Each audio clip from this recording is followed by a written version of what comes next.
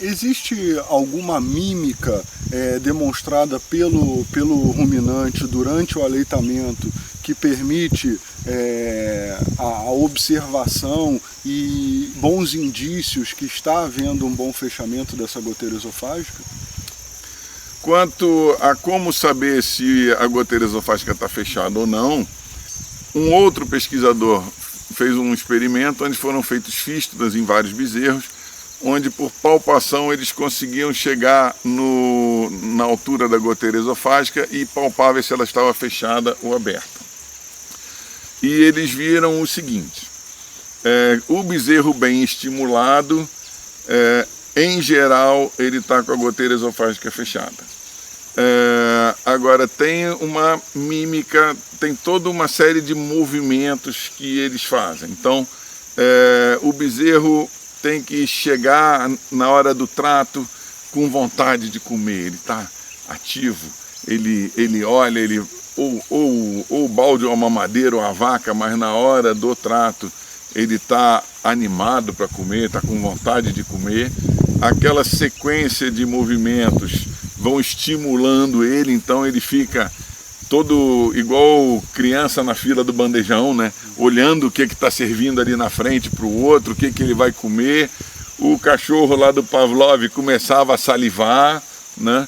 Então ele tem essa série de estímulos. Ele chega na vaca com vontade, chega alegre na vaca, quando ele mama na vaca, ele obriga a vaca a se posicionar para ele mamar. Então, enquanto ele procura a teta, ele tem uma série de pelos em torno do focinho, aquilo vai tocando ali na teta, vai estimulando ele. Quando ele começa a pegar o peito e começa a sugar, ele fecha a goteira esofágica, ele vai fechando, e o sinal mais claro para o tratador é que ele balança o rabo igual cachorro contente. Então o bezerro está todo animado, todo contente, indo mamar, igual criança na fila do bandejão, e está abanando o rabo, a goteira esofágica, na grande maioria das vezes, está fechada.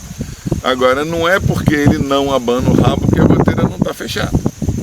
Isso você pode ver. Agora, sempre que ele abana o rabo, em 99% das vezes que ele abana o rabo, a goteira está fechada.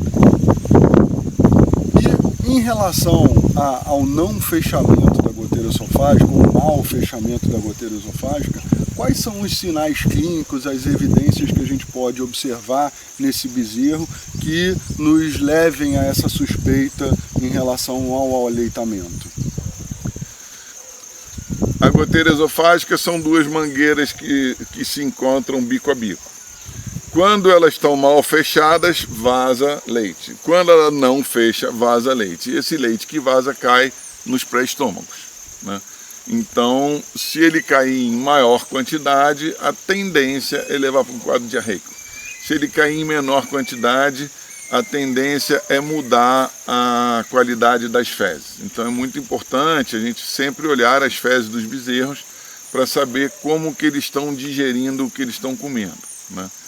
Eu trabalhei bastante tempo com um experimento de uns bezerros que só tomavam leite, eram os vitelos, e esses bezerros mamavam em balde. Naquela época nós não tínhamos as mamadeiras que tem hoje, esses bezerros mamavam em balde, e alguns bezerros não fechavam bem a goteira esofágica. O que acontecia? Esses bezerros poderiam apresentar diarreia, mas não ocorria, eles andaram bem, mas a consistência das fezes ficava parecendo cola. Então ficava grudando, parece argila, a gente chamava aquilo de fezes argilosas. E quando a gente melhorava o estímulo, o trato desses bezerros, isso aí desaparecia. Existe alguma diferença no fechamento da goteira esofágica quando se compara o aleitamento natural na vaca com o aleitamento no balde ou na mamadeira? Existe. A amamentação natural, o bezerro tem naturalmente toda aquela série de estímulos, e isso faz com que ele automaticamente vá fechando a goteira esofágica. E no aleitamento artificial, é a rotina que faz com que o bezerro mantenha o estímulo. Quer dizer, aquela história do Pavlov, tocou o sino e deu a comida para o cachorro saliva. Então, nesse experimento de bezerro que nós fizemos durante um bom tempo, nós observávamos o bezerro das 5 horas da manhã até as 19 horas. De 15 em 15 minutos era anotado tudo que o bezerro fazia, em que posição que ele estava, e nós reparamos o seguinte: nós chegávamos às 5 horas da manhã, os bezerros estavam deitados. Os retireiros chegavam por volta de 6 horas, ligavam a ordenha, os bezerros continuavam deitados. Por volta de 7 horas, quando terminava a ordenha e que se ia fazer o aleitamento dos bezerros, o tratador separava o leite que viria para os bezerros numa lata, e essa lata era rolada até o bezerreiro. Quando os bezerros ouviam o barulho da lata rolando, eles levantavam. Quando o tratador começava a passar uma água nos baldes, a movimentar, eles ouviam aquele barulho de torneira, a água correndo, o tratador preparando ali, eles começavam a vocalizar, começavam a mugir e fazer barulho, e já tinha bezerro que já começava a abanar o rabo. Quando o tratador vinha trabalhando e aleitava do começo do corredor para o final do corredor, isso é muito importante, você manter uma rotina de aleitamento. Então, se você começa num sentido, na baia 1 e termina na 10, você vai sempre dar 1 para 10 sem pular a baia, ou nunca vem da 10 para 1, você estabelece um sistema. O tratador começava a aleitar o bezerro da baia ao lado, o bezerro da baia seguinte já estava na porta, querendo derrubar a porta, né? Ele ficava ali olhando e abanava o rabo, mexia. Quando chegava a vez dele, ele estava já todo estimulado e era tranquilo. A rotina sempre igual é a melhor coisa para estimular o fechamento da goteira esofágica, principalmente no aleitamento artificial. Diferença de balde para mamadeira. No balde, que era o que se fazia anteriormente, o bezerro não tem o estímulo de sucção do peito. Então você precisa ensinar ele a chupar o teu dedo. Então você bota o dedo no leite, põe na boca do bezerro, depois você vai descendo a boca do bezerro para dentro do balde. Aí você começa a abrir o dedo para poder passar leite no meio do dedo e ele vai aprendendo. Agora, isso não é o fisiológico dele. Se não é o fisiológico dele, ocorrem vários problemas de fechamento de goteira quando se alimenta com balde. Uma coisa importante na alimentação com balde é que muitas vezes o bezerro se afoga no leite, porque ele tem que introduzir a boca dentro do leite, mas não pode introduzir o nariz, porque se ele puser o nariz, ele pode aspirar esse leite, fazer falsa via, e aí nós vamos ter problema de pneumonia. Na mamadeira, é muito mais parecido com o normal.